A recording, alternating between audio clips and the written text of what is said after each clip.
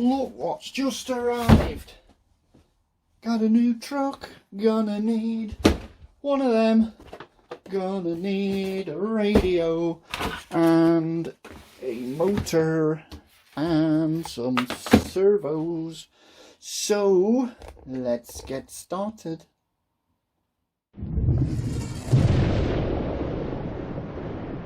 We all know what they look like, but it's always exciting to get a new truck.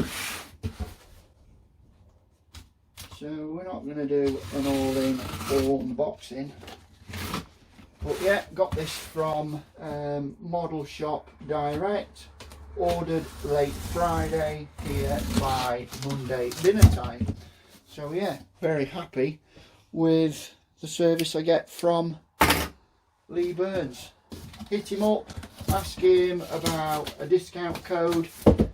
Good guy, I've dealt with him in the past. But yeah, that is what I'm building. Gotta love it.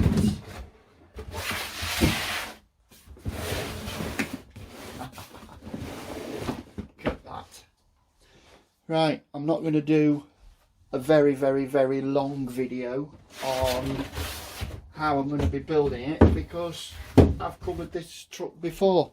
So I'm going to get all the parts out. I'm going to build the chassis, the axles, the gearbox, and go through it as I go.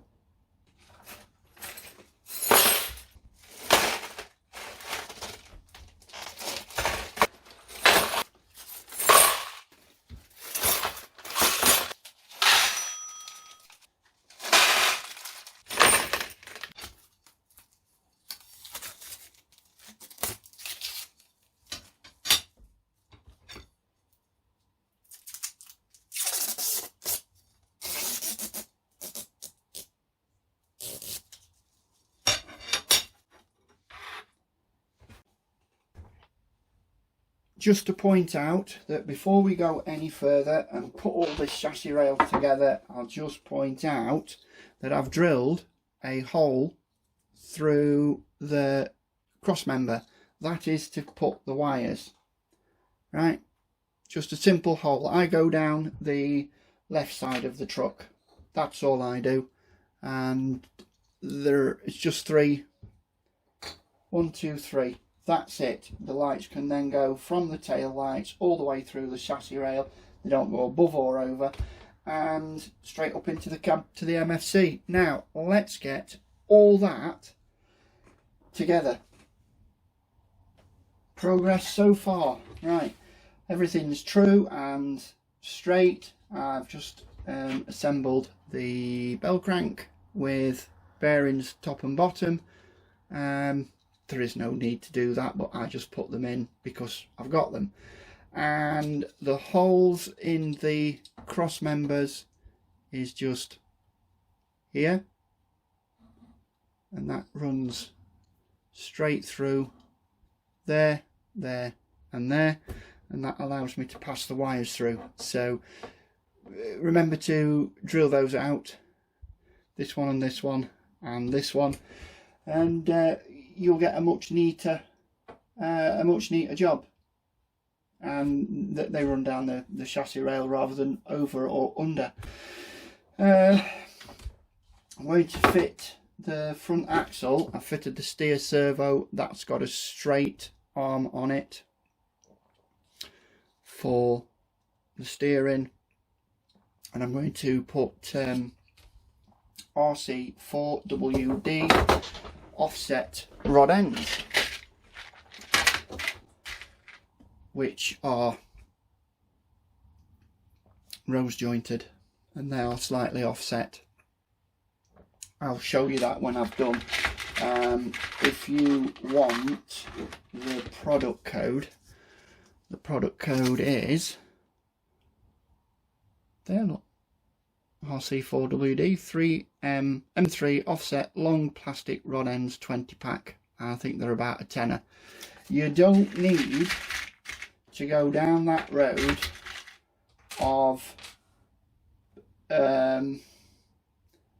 swapping the axle. there's nothing wrong with the Tamiya axle. I have already modified that. Let's have a look to see if you can see that. I've just notched out this bit here so the hubs turn more, and then that just improves the steering. It is only a model truck. We don't have to go down the route of Ackerman and steering angle and all that nonsense. It's not necessary. These turn a lot sharper when you just do that. It's a simple file that it's just that, and then just hit it with a bit of black paint. That's all I do, and I've been doing it like that for donkey's years, because the other aftermarket axles are just expensive and not necessary. So I'm going to fit that and the rod ends, and I'll see you when I've done that. Front axle done. As you can see, I have put a straight arm on there, no servo saver because it's not needed, and I've put these offset joints just here, opposite to opposite, so it's as parallel to the frame as possible, and it's not pushing at an angle and giving an inconsistent back and forth. Same with this one just here, that is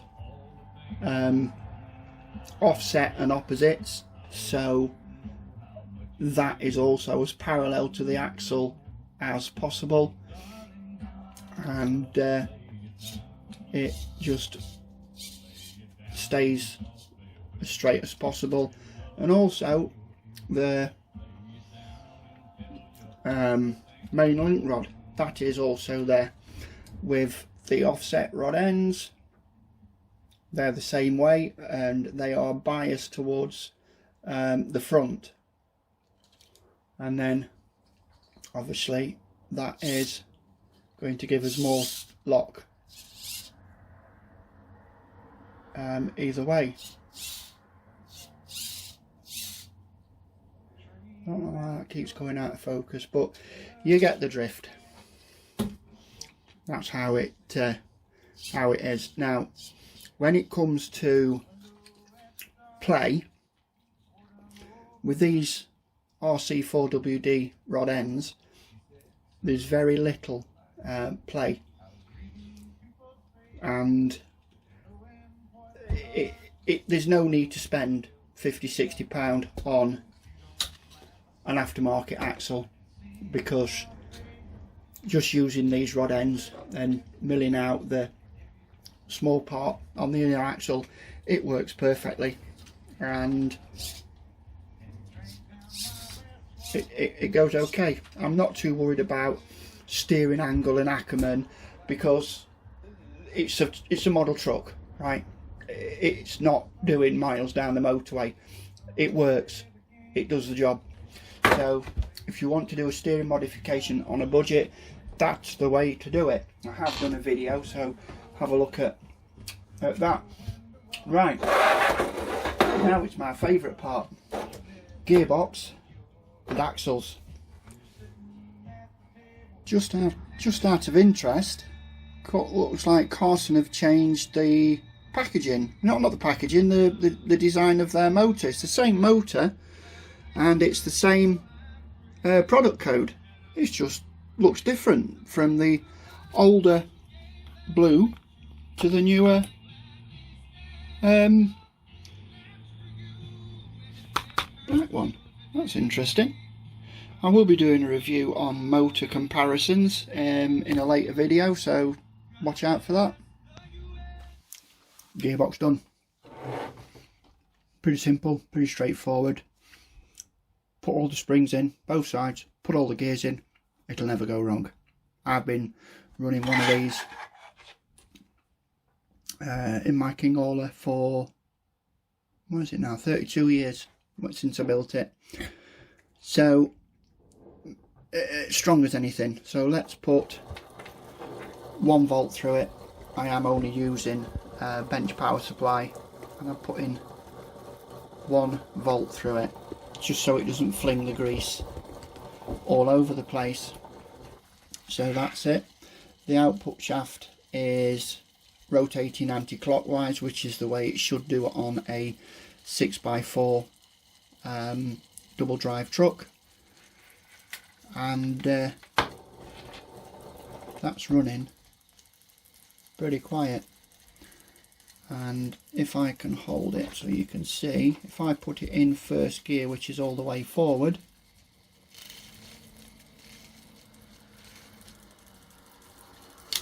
and all the way back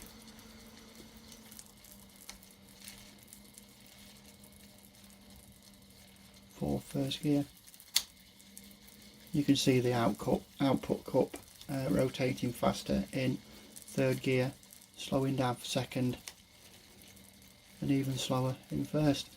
So I'm going to put the casing on and then spin it up.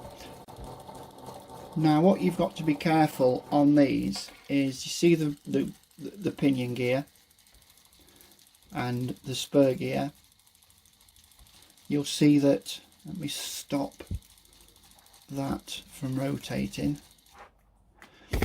oops, you'll see that the outer edge of this gear lines up with the outer edge of this gear, and then that stops the grub screw from hitting this.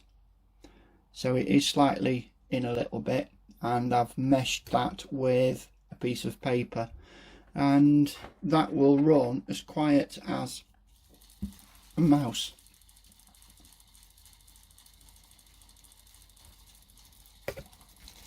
First, second, third. Now it is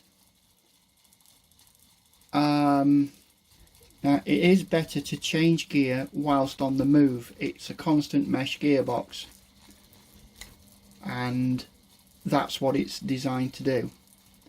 Because if you try and change gear and it's not running, you might not get, like that one just there, it's not meshing in quite enough until it rotates and then it drops in. So constant mesh gearbox, better to change gear whilst you're moving. Don't change gear while you're sat, because you might not get the shift dogs correct. So yeah, that's the gearbox. Let's cover it up and build the axles. Right, that's all the drivetrain in, and let's see what it sounds like. Got to be quick because I'm having dinner delivered. Because there we go. That's 1 volt, and they are rotating the same way.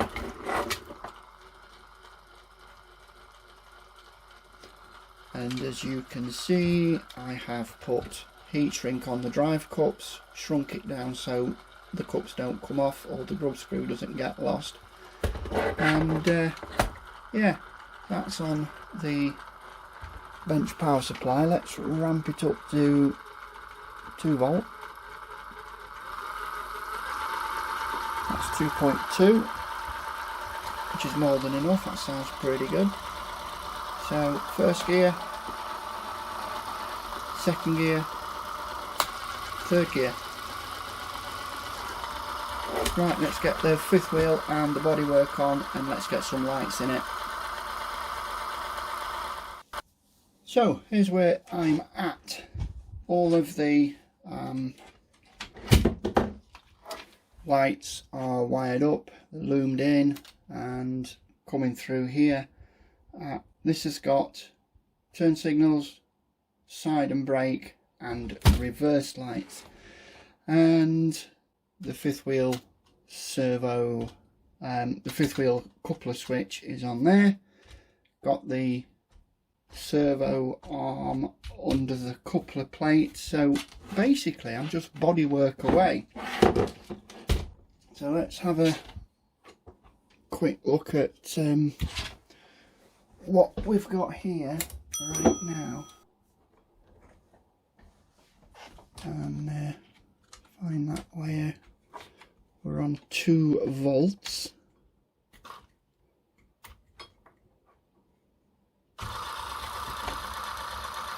And that's in 2nd gear. I can't get to the thing, but that sounds sweet as.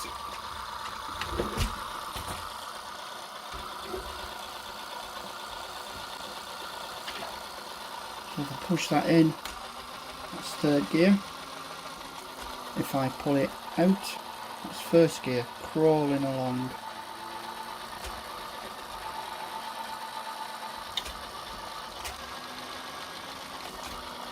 So that's working. So yeah, pretty pleased with how I've got for saying that's just a day's work.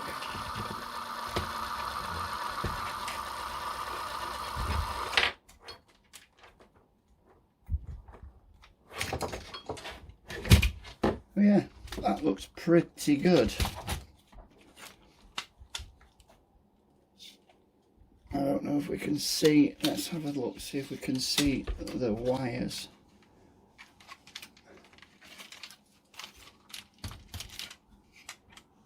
There's the wiring, just nice and neatly wrapped.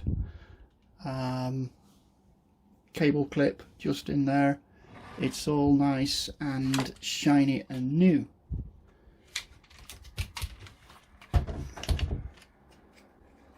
Wiring up there, look, going through the cross members. You can't see the wires, can't see them. That's the idea. You just see a bit of the green cable just there. But yeah, that looks pretty good. I'm going to put the